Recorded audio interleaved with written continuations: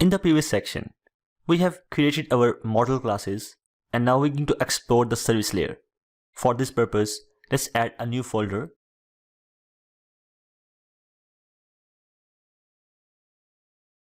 and name it services. Then inside the services folder, I'm gonna add new class and name it API service.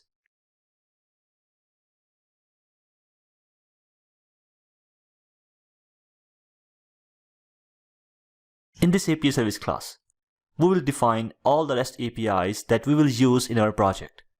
As you know that, in the Postman we have account section and there we have different API calls. Let's start with this register endpoint. First of all, I'm gonna add a new method in this API service class and name it register user.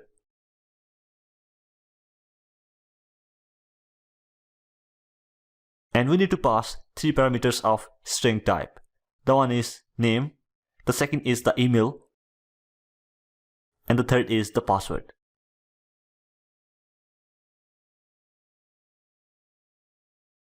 Now let's create a new object of register class.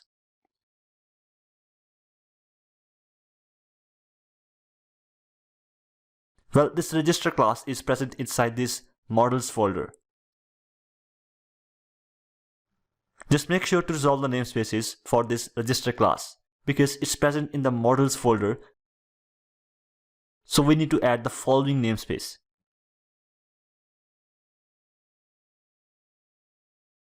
Then let's assign these parameters to the properties of register class.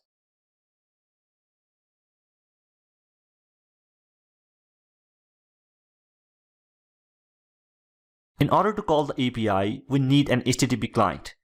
And this client is responsible to communicate with the server because without this HTTP client, we cannot call the REST APIs in Xamarin Forms. So let's create a new instance of HTTP client. And we need to import this namespace for this HTTP client. And this namespace is system.net.http. Now we need to understand the serialization and deserialization. Well, when we want to send the data to the server, then we need to convert our data to JSON format because the data will be in the form of C# objects. And if we want to send the data to the server, then we need to convert the C# objects to JSON format, or in simple words, we need to serialize the object. Similarly, when we want to get the data from the web API, then this data will be in the form of JSON. And in order to show the data in our application, we need to convert this JSON data into C# objects. Or in simple words, we need to deserialize the JSON. Now the question is, how to serialize or deserialize the data? In order to work with serialization and deserialization, we need to add a NuGet, that is newtonsoft.json or json.net. So right click on the solution and simply select Manage NuGet Packages. Now in the search bar, just search for json.net. And here we go. We have a list of plugins, but I'm interested in this newtonsoft.json plugin because this is an official NuGet package for JSON serialization and deserialization. Well, thousands and millions of people are already consuming this plugin. So just select this plugin. Now we're going to install this plugin in all the projects.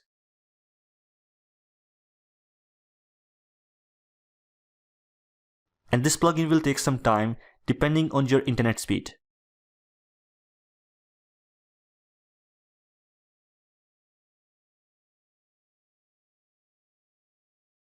And we need to wait a little bit. Soon we'll get a successful message and now our plugin has been installed. Now we can continue our work. Let's switch back to the API service class. And there we need to serialize this register object. For this purpose, first I'm going to call this JSONConvert.serializeObject.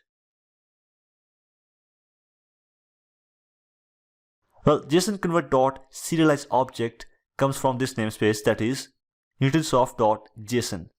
And we have recently installed this NuGet plugin. Now in the serialize object function, we need to pass our object. So let's pass this object, and here we go.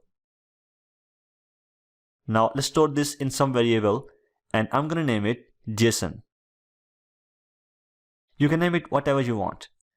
We just need to call this string content and pass the values inside this. First, we need to pass this JSON. Then let's pass this encoding string format, that is UTF-8. Well, it means that we can send the data to the server in any human language. I mean, along with English alphabets, you can also send the other language characters like French, German, Chinese, Spanish, etc. And finally, add media type. Well, we must specify the format in which we will submit the data to the server. We're going to submit our data to the server in JSON format, so we simply use application/JSON here. And then store the result in some variable named as content.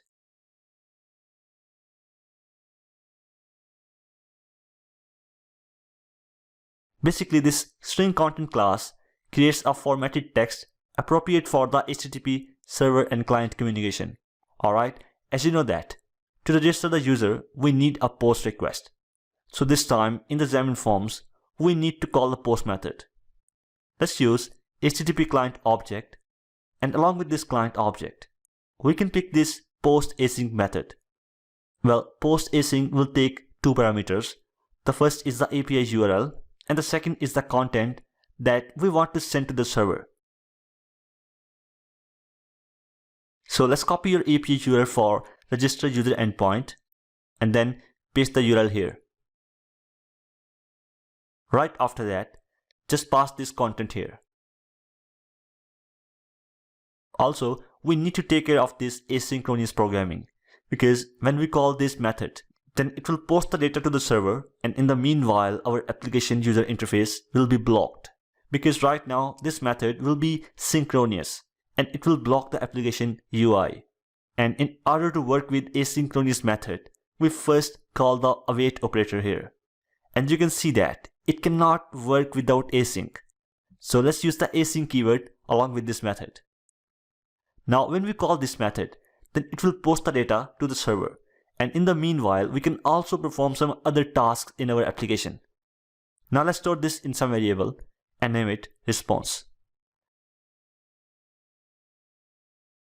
Well, just like Postman, when we send a post request, and if the request is successful, then we will get the status code.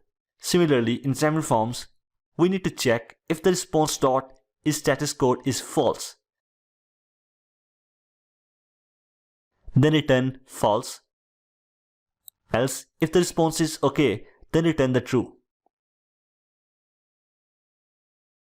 Now we need to set the return type of this function to bool, because we want to return some boolean value in this function. But you will see that we cannot use the bool here. However, we can use the task here. So let's use task keyword. Then inside this, let's make the type to bool.